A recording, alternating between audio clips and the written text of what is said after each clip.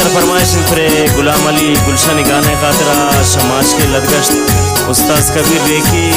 शाकिर शाहीन, नज़ीर जान रेखी, नई बख्श रेखी, मुनीर साकिब रेखी, शाह हुसैन शाहीन दिलगोश।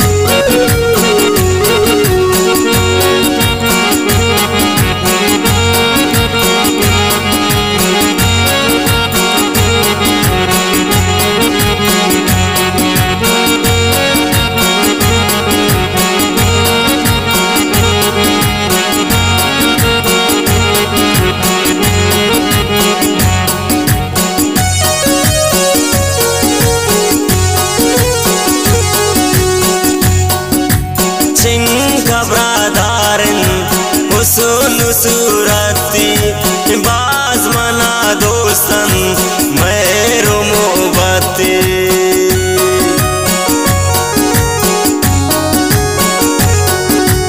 चिंका ब्रादारन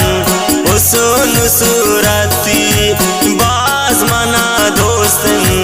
मेरो मोहब्बती, तीखा गज़ल लुंठानी ना बर दोस्तन तियरे दुखे चमना बाज जगर दोस्तन, बाज जगर दोस्तन।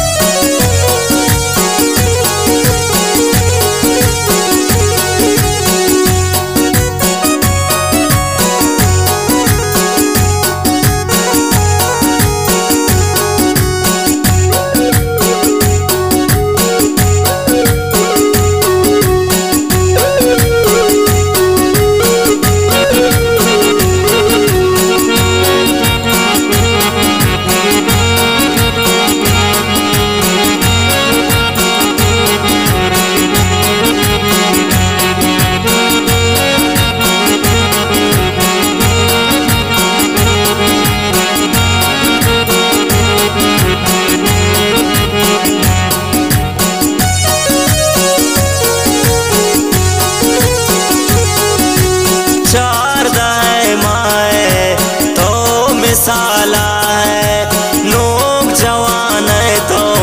4-10 साला है,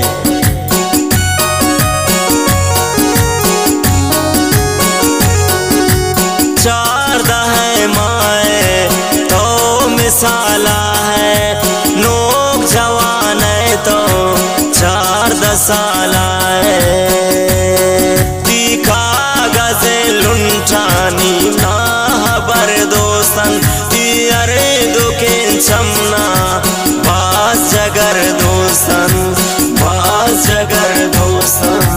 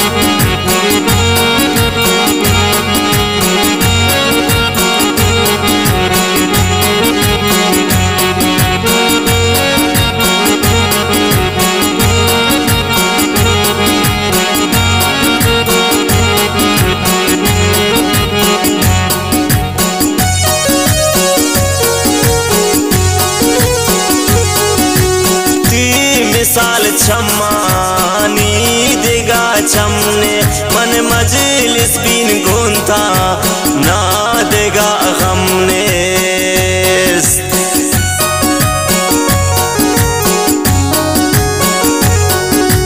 ती मिसाल छम्मा नी दिगा चमने मन मजलिस बीन गोंता ना देगा गम ने दिखा गजे लुंठानी ना हबर दोस्तन तियारे दुके चमना बास जगर दोस्तन बास जगर दोस्तन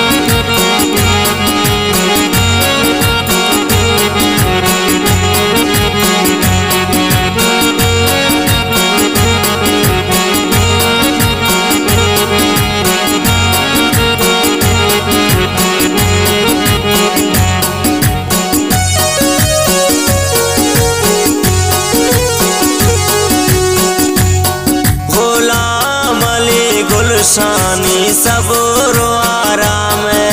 सौतती इश्का आवत जाने गुलाम अली गुलशन फिर बंद मिन्नत वाला संगत गुलाम अली गुलशानी सबरो आराम सौतती इश्का कितावत जाने दिखा गजे लुंठानी ना हबर दोस्तन तियारे दुके चमना बास जगर दोस्तन बास जगर